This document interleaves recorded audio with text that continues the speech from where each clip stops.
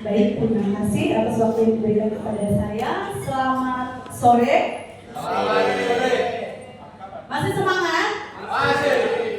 Tidak ada nanya dulu ya, kita fokus dulu. Baik Bapak Ibu, yang terhormat para Dewan Juri, panitia dan para peserta pemilu sekalbar. Pada hari ini saya akan membawakan atau mempresentasikan hasil dari KPI yang saya buat yang sangat sederhana ini. Tetapi sebelumnya perkenalkan dulu, nama saya Fitriani. Saya berasal dari Kabupaten Kuburaya. Dan ternyata saat saya mengikuti kegiatan ini ada satu orang yang mirip sekali dengan nama saya. Ternyata saya tidak sendirian memiliki nama yang kontroversial di dalam ruangan ini. Kalau menurut saya itu kontroversial karena kalau di luar agama lain ini sangat indah ya Pak Ibu ya, Fitriani. Kalau Bapak di sana Fitriono. Kita hanya beda tidak. Oh saja ya Pak ya. Kembar dong. Kita satu ayah satu ibu. Saya perempuan dan laki-laki. Tapi apapun itu, apapun pengertian dari nama saya sangat bersyukur, puji Tuhan. Walaupun nama saya tidak ke rohanian, tapi saya tidak menjadi domba yang gimana seperti itu.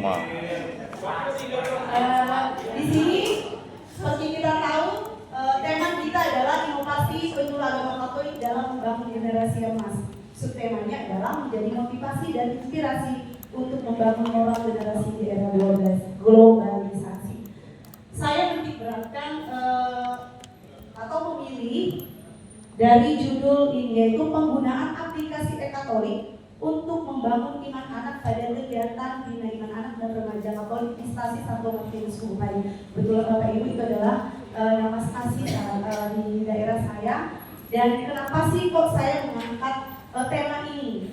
Dan ini merupakan aplikasi yang tidak asing lagi mungkin bagi sebagian orang dan bahkan Bapak Ibu yang ada di sini mungkin sudah mempunyai atau menginstal dari aplikasi e-Katolik ini.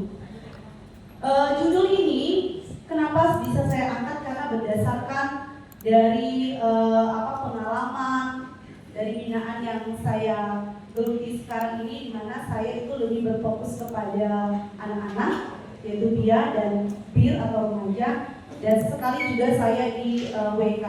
Tetapi karena berdasarkan dari tema kita generasi emas, berarti titik fokusnya itu di anak-anak. Baik Bapak Ibu, aplikasi e-Katolik saya rasa sudah tidak asing lagi untuk kita. Tetapi ternyata aplikasi ini merupakan aplikasi yang asing dan bahkan tidak diketahui oleh banyak orang Bapak Ibu. Khususnya di stasi saya, bukan hanya anak-anak dan remaja.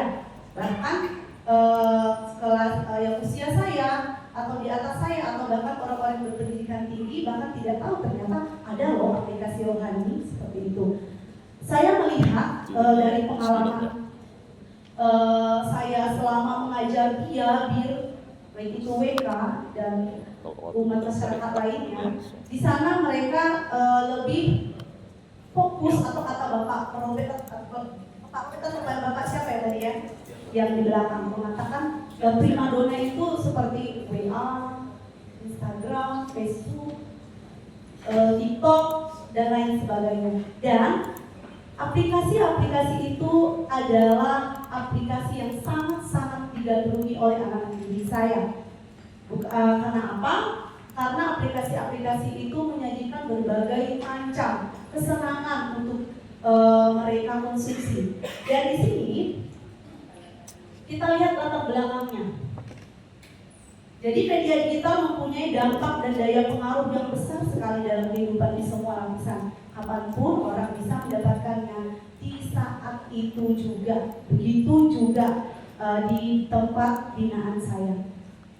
Baik, walaupun saya itu di perkampungan Bapak Ibu, stasi saya itu kalau untuk menuju Pontianak kita anggap paling lama itu 1 jam sudah sampai di daerah saya melewati kebun sawit.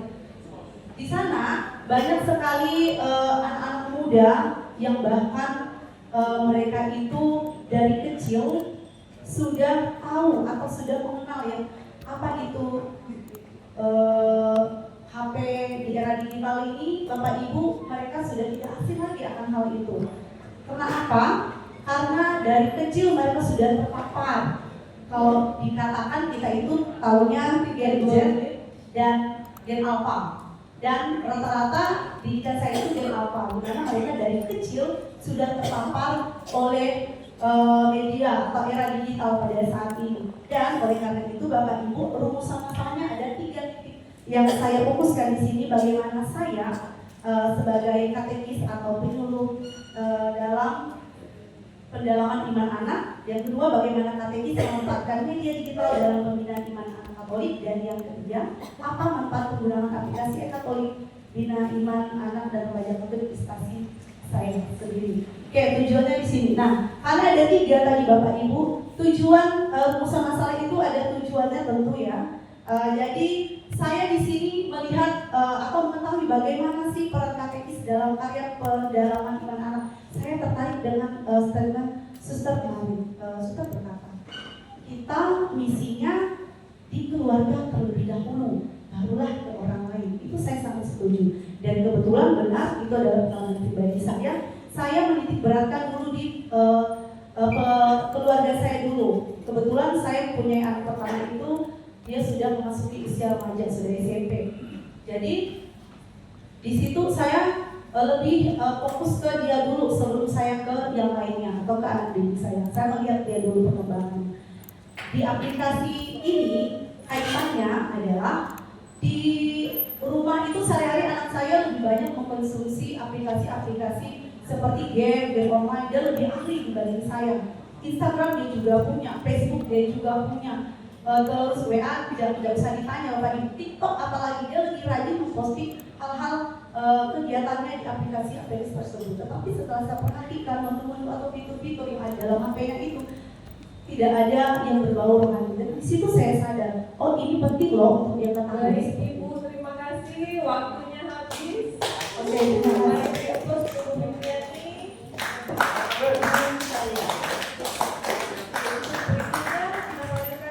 Bapak FMWI SAG dari Surabaya.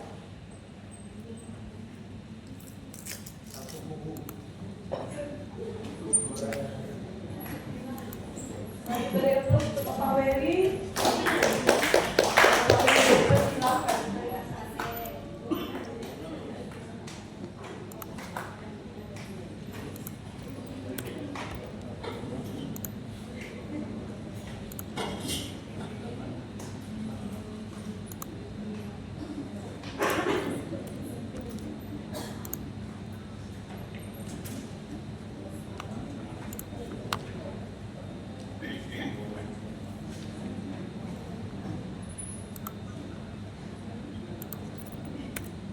Masih satu kilo dengan Pak Luis. Selamat sore, Dewi, rekan-rekan sekalian, Bapak Ibu, salve. Salve. Izinkan saya untuk dengan pengetahuan dan pemahaman saya terbatas ini untuk mempresentasikan karya ilmiah yang telah saya buat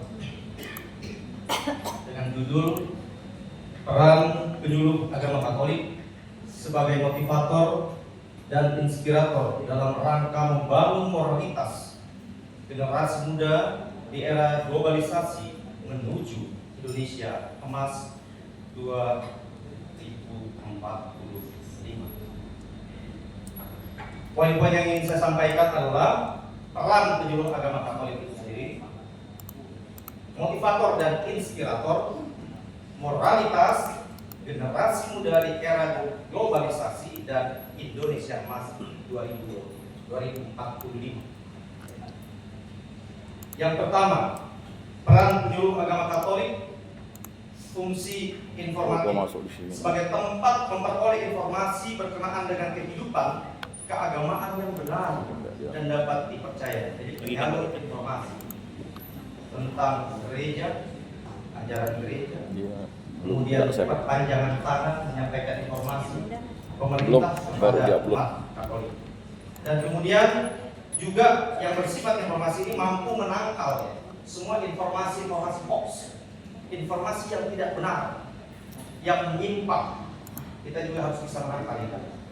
Dengan luar biasanya teknologi, kita juga harus menguasai teknologi untuk mengcounter itu. Kemudian yang kedua, fungsi edukatif, mendidik, memberikan edukasi kepada umat sejalan dengan ajaran iman Katolik, menjadi penjaga iman yang benar, lurus sesuai dengan ajaran iman Katolik. Kita bisa memberikan edukasi lewat medsos, ya, media sosial, platform media sosial, tatap muka, melalui pendalaman iman, bina iman dan seterusnya. Bisa juga melalui Zoom. Ketika COVID saya menggunakan Zoom untuk mendampingi katekumen. Ya. Kemudian fungsi advokatif, memiliki tanggung jawab moral dan sosial untuk melakukan pembelaan bagi umat dari berbagai ancaman dan gangguan yang dapat merusak tatanan hidup umat Katolik. Jadi fungsi advokatif ini membela, ya, menjaga jangan sampai umat kita itu terancam. Contoh bangun ibadah ada masalah, kita turun tangan. Bagaimana kita mediasi? Yang tentunya dengan dasar cinta kasih. Ada ajaran-ajaran yang bertentangan, bagaimana kita menjaga itu? Ya. Kemudian fungsi konsultatif sebagai tempat bertanya dan mengadu untuk memberikan saran dan solusi atas permasalahan terkait hidup beriman. Kita juga bisa memberikan konsultasi, menjadi konselor terhadap permasalahan iman umat, permasalahan yang dihadapi, kita bisa berikan jalan Tuhan sesuai dengan kapasitas kita. Kemudian motivator dan inspirator. Apa itu motivator dan inspirator? Motivator orang yang mampu membangkitkan spirit, etos kerja, dan potensi yang luar biasa yang ada di dalam diri seseorang. Ini penting. Potensi. Batal. Ya, secara moral untuk melatih, mengasah kemampuan dan mengembangkan potensi. Kemudian sebagai inspirator, orang yang mampu memberi inspirasi. Diartikan juga sebagai pengalaman atau ide yang memicu kreativitas, imajinasi seseorang. Hendaknya juga kita mampu menjadi motivator, ya, orang yang mampu membangkitkan spirit. Dan inspirator memberikan inspirasi atau ide-ide kepada orang lain. Ini kita dari Roy dulu. Kemudian moralitas dalam Ensiklopedia Umum 1977 dikatakan moralitas itu tata tertib tindak laku yang dianggap baik atau luhur dalam suatu lingkungan atau masyarakat. Jadi moralitas kurang lebih berarti dorongan, semangat batin untuk melakukan perbuatan yang baik. Ada contoh, saya mengambil kutipan Yohanes 18 ayat 33 sampai 34 sebagai gambaran. Ketika Yesus ditanyai Pilatus mengenai apakah dia raja orang Yahudi, Yesus bertanya balik pada Pilatus, apakah engkau katakan hal itu dari hatimu sendiri, atau adakah orang lain yang mengatakannya kepadamu tentang aku? Emang lama sekali. Ini pentingnya hati, ya, pentingnya moralitas. Kemudian ada penelitian terkait moralitas oleh Thomas Stanley di Amerika mengatakan bahwa kejujuran itu menjadi indikator dan tentunya bagian dari moralitas dalam rangka mensukseskan banyaknya orang sukses di Amerika. Jadi indikatornya salah satu yang paling sangat urgen adalah moralitas. Kemudian generasi muda di era globalisasi, menurut Robertson, ya, mengacu pada penyempitan dunia secara budaya. Globalisasi adalah upaya penyatuan masyarakat dunia dari sisi gaya hidup, orientasi, dan budaya. Ini harus hati-hati. Tapi saya tidak ingin mengatakan bahwa globalisasi negatif, menurut tidak positif. Tapi ini untuk kita menjaga, mengcounter hal-hal negatif. Jadi ada penyempitan, seolah-olah kita ini ingin diseragamkan dengan globalisasi ini. Gaya, bahasa, pola pikir, perilaku. Sedangkan kita memiliki Pancasila yang mengakar pada budaya bangsa kita sebagai ideologi kita berpikir, sebagai iman kebangsaan kita itu Pancasila. Ya. Kemudian Indonesia Emas secara ringkas, Indonesia Emas tahun 2045 dikatakan sebagian besar penduduk produktif berusia dari usia 15 sampai 40 tahun. Nah, ini perlu kita bagaimana meningkatkan generasi muda kita, generasi penerus agar bisa menghadapi Indonesia Emas ini. Dan ada pun visi dari Indonesia Emas dari Pak Joko Widodo, presiden kita yang sebentar lagi akan berpindah kekuasaan ke Pak Prabowo, ingin meningkatkan sumber daya manusia ya.